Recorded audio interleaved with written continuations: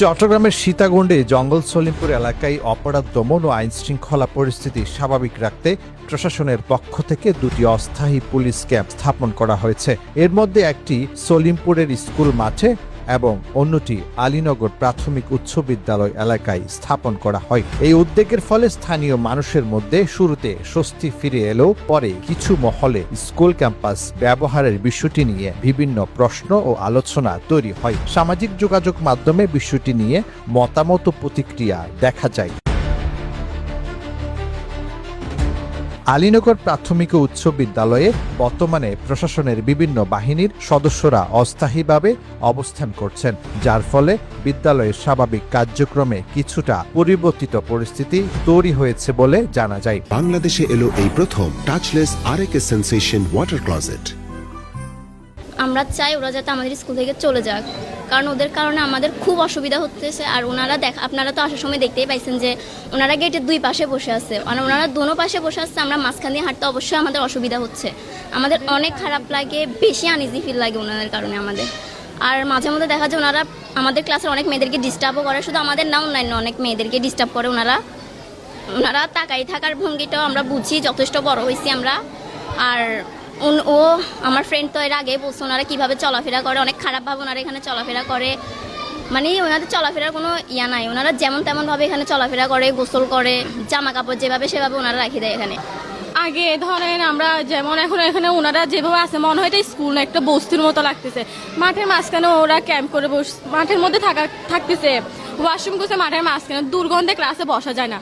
আপনারা আসছেন, আপনারা তো অবশ্যই বুঝতেছেন এটা যে মাঠের মাঝখানে যে টয়লেটটা দেখতেও অসুবিধা লাগতেছে। ওনাদেরকে দেখে আমাদের অনেকটা অস্বস্তি হয়।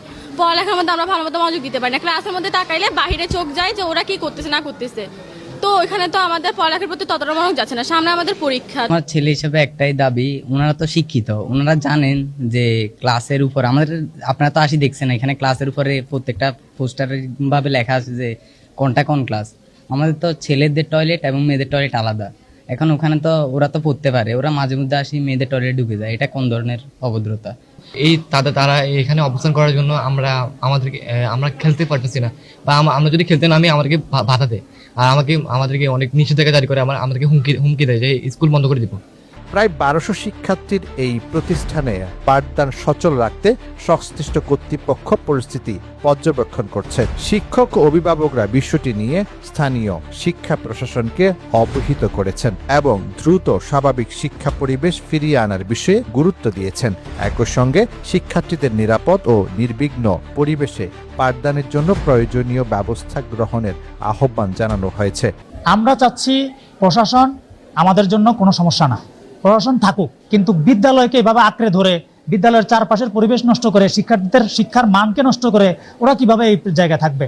বিদ্যালয় তো প্রশাসনের জায়গা না, বিদ্যালয় হচ্ছে শিক্ষার্থীদের জায়গা। এখান থেকে প্রশাসন উঠে আসবে। আমরা প্রতি বছর 400-500 ছেলে মেয়েকে আমরা প্রতি বছর প্রশাসন হিসেবে তৈরি করতে পারি, সেখানে প্রশাসন কিভাবে আমাদের প্রতিষ্ঠানকে আঁকড়ে ধরে থাকবে? আমরা এটা চাচ্ছি। আমরা চাচ্ছি ওরা এখান থেকে অতি দ্রুত, যত তাড়াতাড়ি সম্ভব এখান থেকে ওরা চলে যায়। অনেক স্টুডেন্ট স্কুলে আসেও না, কারণ ভয় পাচ্ছে, তারা প্রচুর ভয় পাচ্ছে। প্রশাসনের লোকদেরকে দেখে ওনারা কি ভয় পাচ্ছে। এই যে প্রশাসনের লোকজন এখানে এভাবে চলাফেরা করতেছে, আমরা তো নারী শিক্ষক বা শিক্ষার্থীরা আছে, আমাদের বড় বড় শিক্ষার্থীরা আছে, এই যে ওনারা অর্ধউলঙ্গ অবস্থায়, যেমন ওনাদের গায়ে জামা থাকে না, অনেক সময় কি একটা অবস্থায় সামনে ওনারা চলাফেরা করতেছে, এটা আমরা খুবই অকওয়ার্ড ফিল করতেছি, খুবই আনইজি ফিল করতেছি। আমরা সরকারের প্রতি আকুল আবেদন জানাচ্ছি এখান থেকে প্রশাসনের লোকজনদেরকে সরিয়ে নিয়ে যাওয়ার জন্য। ওনাদের মতো ক্যাম্পটা যদি আমাদের স্কুল থেকে বা স্কুলের যে পরিবেশটা ছিল, আগের যে পরিবেশটা ছিল, সেই পরিবেশটা যদি আবার ফিরে আসে তাহলে আমরা খুশি থাকবো এবং আমাদের বাচ্চাদের পড়ালেখার যে মন মানসিকতা সেটা আরো বৃদ্ধি পাবে। আমরা চাচ্ছি আমাদের এখান থেকে, আমাদের প্রতিষ্ঠান থেকে এই প্রশাসনকে অন্য জায়গায় কি নিয়ে যাক। আমরা সরকারের কাছে এটা আকুল আবেদন জানাচ্ছি। এ বিষয়ে স্থানীয় প্রশাসন জানিয়েছে, সার্বিক পরিস্থিতি বিবেচনা করে ধাপে ধাপে প্রয়োজনীয় সমন্বয় করা হবে এবং শিক্ষার্থীদের শিক্ষা কার্যক্রম যাতে ব্যাহত না হয় সে বিষয়ে সর্বোচ্চ গুরুত্ব দেওয়া হবে। এটা তো অবশ্যই আমরা সরিয়ে নেবো। এটা তো আমাদের ক্যাম্প তৈরি হইতেছে, তো কাজ চলতেছে, কাজ শেষ হলে ওটা সরিয়ে নিয়ে যাবে, অসুবিধা নেই। এদের শিক্ষার্থীদের কল্যাণের কি করা যায় আমরা সবই করছি। আমাদের আজকেও প্রাথমিক শিক্ষক অফিসার, মাধ্যমিক শিক্ষক অফিসার আজকে ভিজিট করে আসছে।